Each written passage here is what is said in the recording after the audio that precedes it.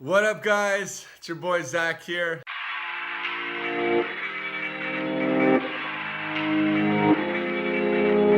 I thought, what a great way to use this as a teaching purpose for you guys that do get hurt. Maybe not on this hand, because I really hope you guys didn't punch someone in the face or anything like that. But if you are an athlete, injuries do occur. And I thought this would be the best way for me to give you an explanation of what happens and then what to do. And then for you guys to follow my steps that I am doing throughout this That's It series for Team Canada tryouts. I'm going to go through 2 steps today of what I'm currently in. I'm currently in the inflammation phase, slowly going into the proliferation phase. So I'm going to show you what I have been doing, what I do, what I suggest you do, and how to jumpstart that healing process so you guys can get back into it a lot quicker and faster so you can move on and not get that, what's the word I'm looking for? That setback, you know? So you guys can keep going and keep pushing, all right? So when you get inflammation, is you got some vasoconstriction going on within the injury, and it's due to a protective mechanism that your body has, and it's going to mobilize phagocytes and fibroblasts to localize the tissue trauma.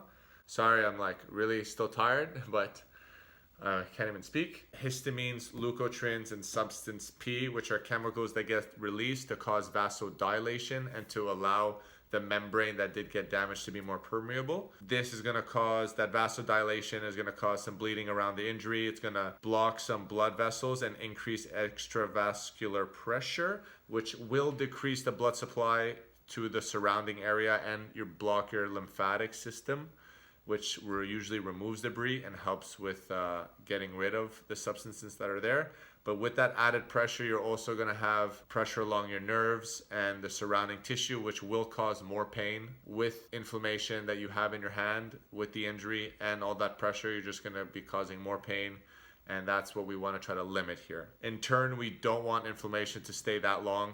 That's why if you're still swollen for a week, it is not good, and you can cause severe secondary injury, lacking oxygen through those blood vessels since they are blocked, causing secondary trauma and more swelling, and just it could come into a really big thing, and we don't want that. These are my steps, what I do every time I do get injured, since I am studying in athletic therapy, and these are things I suggest you guys do and do implement to help that process, and don't just be like, oh, I'm just gonna ice, pop some Advils, and I'm good to go. All right, so step 1, ice. All right, ice, depending on the injury, you can either do ice bucket. I prefer ice with the added benefit of an elastic wrap. So usually the elastic wrap, I'll start here and I'll increase the pressure going up my arm because I do want to diffuse that blood out. Parameters that I follow for ice: 20 on, 20 off is false. It's wrong. It's not enough time to cool down the temperature around the injury. So usually with swelling, you have heat, and we want to eliminate that heat. When you put ice on an injury, on a swollen injury, the point of the ice is to suck out that heat, which in turn turns the solid into a liquid. So that takes a lot more energy, which will help cool down the subcutaneous tissue and just the tissue itself to a lower temperature, which does help. I'm not going to go into the science of that. I definitely could, but you guys could go do a simple Google search of how ice helps, and that'll be the benefit for you. But we want to cool that swelling down, take that heat out, since heat and swelling are hand in hand. So reducing that will help eliminate some of that swelling and get everything moving a lot better. Ice, I usually do 45 minutes, an hour off, or 45, doesn't really matter. For that numbing period, you want to keep that longer, so you want to prolong it. But usually when you put ice for about 20 minutes, you slowly get to the numbing, and then you just stop it. So you're just eliminating the benefit of what ice does for you. I do it for 4 to 5 hours a day. I did it almost all day Saturday. Sunday I did it for a good amount of time, and today I'm going to do it for about another 3-4 hours along with the rep. Best way to go when you could do compression and ice at the same time. That is your best bet and elevation. Step 2 that I like to do as well, if you can do it, okay, is you want to maintain and increase range of motion. So maintain range of motion will be for the joints above and below. So since this is my knuckle / finger hand area, there's not really an above, but a below would be my wrist. I'm going to maintain the range of motion in my wrist and my hand and for my shoulder. So usually when I'm in the gym, a few extensions just to make sure I'm still going. Circles, arm circles, up, down, flexion, extension, abduction, adduction. You guys know the deal. Go for it. I would just do 1 to 2 sets of 15 reps of every range of motion, or you can just mix it. It's up to you. I'm not really too picky on that. I care more about the injury here. So for my wrist, I do 3 sets of 12 of flexion. I do active assisted range of motion for now because that's what I can do. I can't do any more than that. So I'm gonna come down, flexion. I can't go anymore. I use my hand and I go a little more till I feel that end field, which is bone on bone. I'm gonna do the same for extension, 3 times 12, come back, I can't go anymore, and go back, and then we stop. Again, using my 4 to 5 pain scale for this injury. Then next thing you know, I'm gonna go into my fingers. So fingers, we open, we close them, and we fist them. And there's ways you could do with your finger. You can just like bend the top ones if you want, then you could bend here like this. You could do many. I just go for the open fist, the close, open fingers, close fingers. So I can pretty much close my hand. That's not an issue. Opening my hand, I can't do too much. So then I'm gonna use my fingers and open it to get the full abduction that I can.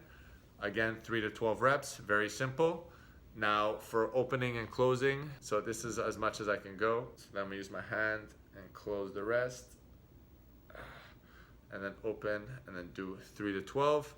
And then I'm gonna open, use my hand to go as much as I can, and do 3 to 12 with that. That's pretty much it for now. So I use active assisted range of motion to help. People do ask me, should I take pills? I don't take any Tylenol or Advil. I hate it. I took a lot of medication when I was a kid because I do have a lot of seasonal allergies and just allergies in general. And NSAIDs aren't really the best for your stomach lining. They do cause irritation and damage to your stomach lining, especially if you believe in them. Like if you're just like, oh my God, I don't feel good. And then you just take them just because it's force of habit. So I don't take them. This weekend I did take it, okay? Just mind you, I was doing everything I could to reduce inflammation so that I could fight on Sunday. I was hoping for the best. Right now that I'm home and I don't have a fight coming up, I'm not taking any Advils at all. I'm going through what I'm showing you, so I don't take any Advil. You can if you want to, just don't make that a means of getting rid of your injury and health and pain. Start doing other ways to heal yourself. Don't believe in all those meds that they're gonna fix you and that's the way to go, because then you're gonna become accustomed to it and then you're gonna develop a tolerance and you're gonna need more and more. You don't want that, okay? So there's more steps for this, okay? My main goal right now is to reduce pain, increase range of motion, and reduce the swelling so that I can move from this inflammation proliferatory phase to proliferation and maturation phase, so I can start actually building my collagen fibers, building the cross bridge and linking together so that I can move on and get this hand stronger, start actually doing some strength exercises, start doing some proprioception exercises, since whenever an injury does occur, you do lose proprioception. So we want to get that back again, because I can't even write with a pencil, I can't brush my teeth, I can't do anything. Turning a doorknob, I can't do those things right now with my hand. And I want to get back into it. So the faster we can get inflammation out of there, the better we can take away secondary injuries that could occur, and then we can move on to actually healing the injury and actually moving on and getting better. Those are my 2 steps. Throughout the week, I'm going to take you, once we pass this phase, into the next phase so you guys can see what's up. That's it. Little quick video for you guys. If you want more information, if you want me to go more in depth on the science and stuff, or whatever you guys want, put in the comments below. Let me know. Like, subscribe, click that notification bell so you know when the video's coming out, because there's gonna be videos coming out a lot right now, especially for these weeks to come. My social media is down below. You guys can follow me on Instagram for contests and more. Like I was saying before, if you do enjoy these types of videos, I thought it'd be simple just to give you what I do and not go into the science and too much in depth in it, because at the end of the day, pretty much people don't care and there's nothing a little quick Google search can't do. But I give you a little base of what's going on and then little things so you can actually start healing yourself quicker, faster, and you guys can get up and back on your feet or up and back with your hands so you can actually use them, because eating with this hand and cooking is a lot harder. But that's it for now. See you guys next time. Peace out. Punch, elbow, headbutt. Can't use this hand. We out. Deuces.